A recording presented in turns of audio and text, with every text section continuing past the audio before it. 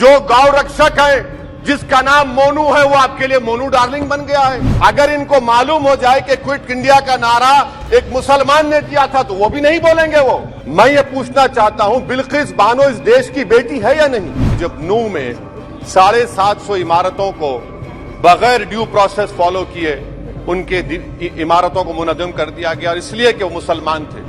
ये कौन सी आपकी मोहब्बत है पसमानदा? जब आपके पास एक मुसलमान मिनिस्टर नहीं है, वहां पर कुर्सी है तुम्हारा, ये जनाजा तो नहीं, कुछ कर नहीं सकते तो उतर क्यों नहीं जाते? असदुद्दीन ओवैसी प्लीज। शुक्रिया चेयरमैन साहब, आपने मुझे बोलने का मौका दिया। मैं इस तहरीक अदम एतमाद की तायद में खड़ा हूं जिसको टीआरएस पार्टी और हमारी पार्टी ने दिया, जिसको स्पीकर साहब ने कबूल किया। सर, मैं 11 पॉइंट आपके सामने रखूंगा जो मैं बताने की कोशिश करूंगा कि क्यों हम इस तहरीक अदम एतमाद की तायद में और मोदी हुकूमत की मुखालिफत में खड़े हैं। सर, हालिया दिनों में हमारे मुल्क में ट्रेन में एक वर्दी पोश दहशतगर्द ने अपने सीनियर मीना साहब का कत्ल करने के बाद ट्रेन के कंपार्टमेंट में जाकर नाम पूछकर, चेहरे पर दाढ़ी देखकर, कपड़े देखकर उनको कत्ल कर दिया, और उसके बाद उसने कहा कि इस देश में रहना है तो मोदी को वोट देना पड़ेगा। मैं हुकूमत से जानना चाहूंगा कि क्या ये अक्सरियती तबके की एक्सट्रीमिज्म और रेडिकलाइजेशन की बेहतरीन मिसाल नहीं है? और अगर है तो फिर हुकूमत इस पर क्या करेगी? सर, हमारे आइन में, संविधान में लिबर्टी ऑफ कॉन्शियस को लिखा गया, तमहीद में, यानी जमीर की आजादी का जिक्र किया गया है। मैं हुकूमत से और खास तौर से वजीर आजम से जानना चाहता हूं कि कहां गया इस हुकूमत का जमीर, कॉन्शियस जिसको अंग्रेजी में कहते हैं, जब नूह में 750 इमारतों को बगैर ड्यू प्रोसेस फॉलो किए उनके इमारतों को मुनज़्ज़म कर दिया गया, और इसलिए कि वो मुसलमान थे, पूरे के पूरे इलीगल थे। इसीलिए पंजाब की हाईकोर्ट और हरियाणा की हाईकोर्ट ने कहा कि ये एथनिक क्लेंसिंग है। इसकी एक बेहतरीन मिसाल है उस हुकूमत की। तीसरी है कि इस मुल्क में एक नफरत का माहौल, बल्कि एक आतिश को पैदा कर दिया गया, मुसलमानों के खिलाफ नफरत का माहौल। ये 9 साल का इनका ये कारनामा है। तीसरा सर, मणिपुर के ताल्लुक से कल बड़ा लंबा जवाब वजीर दाखिला ने दिया। सर, आसाम राइफल के ऊपर केस बुक हो जाता है, एफआईआर हो जाता है। क्या हो रहा है वहां पर? कहां गया आपका कॉन्शियस, कहां गया आपका जमीर जब वहां की महिलाओं की अस्मत रेजी की जा रही है? और आप मुख्यमंत्री को नहीं हटाना चाहते इसलिए क्योंकि वो कोऑपरेट कर रहा है। सर, मैं हरियाणा और मणिपुर के वजीर आला के लिए किसी शायर ने अच्छा कहा था कि कुर्सी है तुम्हारा, ये जनाजा तो नहीं, कुछ कर नहीं सकते तो उतर क्यों नहीं जाते? आखिर कहां गया? उन ताबूतों में खो गया कि आपका कॉन्शियस, आपका जमीर, जहां पर 50,000 लोग बेघर हो गए, यानी 6 लाख हथियारों को लूटा जा रहा है। आखिर कौन सा आप इंचार्ज वहां पर हैं? सर, 4था पॉइंट, हिजाब को एक मसला बना दिया गया और मुस्लिम बच्चों को तालीम से महरूम कर दिया गया। क्या ये आपका लिबर्टी ऑफ कॉन्शियस है? कहां गया आपका जमीर? सर, अभी आपने फाइनेंस मिनिस्टर साहबा ने कहा, यहां पर डीएमके के मोहतरमा कनीमोजी ने महाभारत का द्रौपदी का जिक्र किया। मैं ये पूछना चाहता हूं, बिल्किस बानो इस देश की बेटी है या नहीं?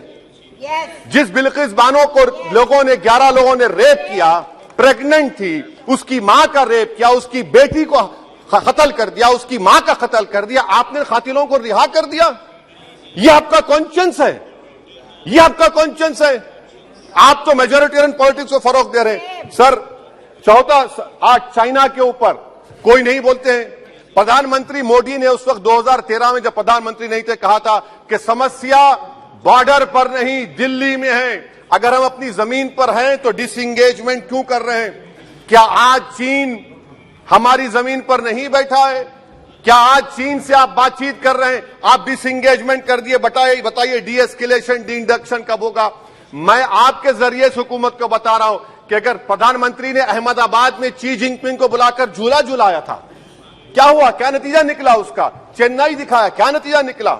सर, इसलिए चीन पर बोलिए, चीन को उखाड़ कर फेंकिए। सर, और एक पॉइंट जिस पर मैं मुखालिफ तायद में खड़ा हूं, हाई इन्फ्लेशन है इस मुल्क में, हाई अनएम्प्लॉयमेंट है, स्टैग्नेटिंग कंजम्पशन है। इसकी वजह से महिलाओं में हाई एनीमिया लीड कर रहा है। ये हुकूमत इसकी जिम्मेदार है। सर, कुलभूषण जाधव कहां है? पाकिस्तान में बैठा है, आप क्यों नहीं लेके आते? आप विश्वगुरु कहते हैं, कुलभूषण जाधव को भूल गए आप। कतर में 8 नेवी ऑफिसर 1 साल से जेल में हैं, आप नहीं ला सके उनको। सर और एक चीज, 1991 का प्लेसेस ऑफ वर्शिप एक्ट इस ऐवान में पास किया गया था कि तारीख के जख्मों को नहीं खुरेदा जाएगा। आप खिरोद रहे हैं उनको। मैं आपको इंतबाह दे रहा हूं, वार्न कर रहा हूं, इस मुल्क को 90 के दहे में मत लेकर जाइए। 91 का एक्ट सुप्रीम कोर्ट में जवाब दीजिए कि आपकी हुकूमत 91 प्लेस ऑफ वर्शिप एक्ट की कायम है, उस पर कायम रहेगी। यूसीसी सर, इस यूसीसी का फॉर्मूला क्या है? एक मुल्क में एक मजहब, एक कल्चर, एक जबान। ये तो डिक्टेटरों का फॉर्मूला है। भारत एक गुलदस्ता है, भारत एक मोजाइक है। यहां पर बेशुमार जबानें, बेशुमार मज़ाहिब बोले जाते हैं और हिंदू अनडिवाइडेड फैमिली में Now, OIC ji, please try to conclude. Sir I am concluding. 8 crore 75 Hindu खानदानों को 3,800 करोड़ डिडक्शन मिला। इसके बारे में आप क्या कहेंगे सर? और मैं कंक्लूड करने से पहले आपको बताना चाह रहा हूं कि माइनॉरिटी वेलफेयर का बजट 40% कम कर दिया गया। पढ़ो प्रदेश, प्री मैट्रिक स्कॉलरशिप कम कर दी गई। मौलाना आजाद फाउंडेशन खत्म कर दिया गया फेलोशिप, और इसकी वजह से 1,80,000 मुसलमान हायर एजुकेशन में गायब हो चुके हैं। सर मैं इख्तिताम में कह रहा हूं कि पसमानदा मुसलमान से प्रधानमंत्री को बड़ी मोहब्बत है। ये कौन सी आपकी मोहब्बत है पसमानदा, जो आपका एक मुसलमान मिनिस्टर नहीं है वहां पर? इखलाक से लेकर, पीलू खान से लेकर, अफान अंसारी से लेकर लुकमान अंसारी, मॉब लिंचिंग पूरे पसमानदा मुसलमान की होती है। पावरलूम बंद है अंसारियों के, कुरैश बरादरी का कारोबार बंद किया जाता है। स्पीकर सर, मैं कंक्लूजन में अभी कल हमारे होम मिनिस्टर ने कहा था क्विट इंडिया। अगर इनको मालूम हो जाए कि क्विट इंडिया का नारा एक मुसलमान ने दिया था तो वो भी नहीं बोलेंगे, वो नहीं मालूम था उनको। उसका मैं कंक्लूड कर रहा हूं, उसका नाम यूसुफ मेहर अली था सर।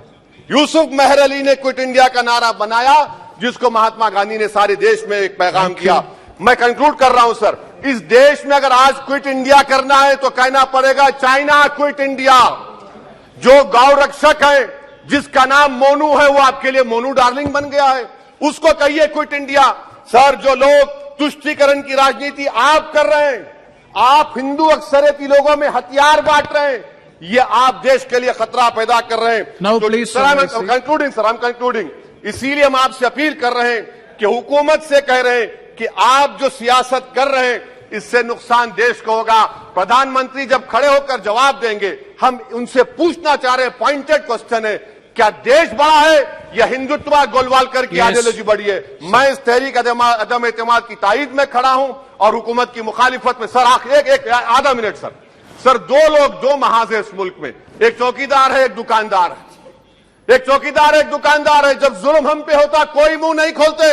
यूएपीए का कानून अमित शाह ने लाया, इन दुकानदारों ने तायद की। आज उस यूएपीए का कानून में 83 साल का बुढ़ा सिपर नहीं होने से मर गया। आखिर कब तक दुकानदार और चौकीदार हमारी लाशों पर सियासत? सर हम कंक्लूडिंग, कब तक सियासत करेंगे? अगर आप जुल्म के खिलाफ आवाज नहीं उठाएंगे तो आपकी दुकानदारी नहीं चलेगी, चौकीदार को बदलेंगे, तीसरा महाज करेगा। शुक्रिया सर।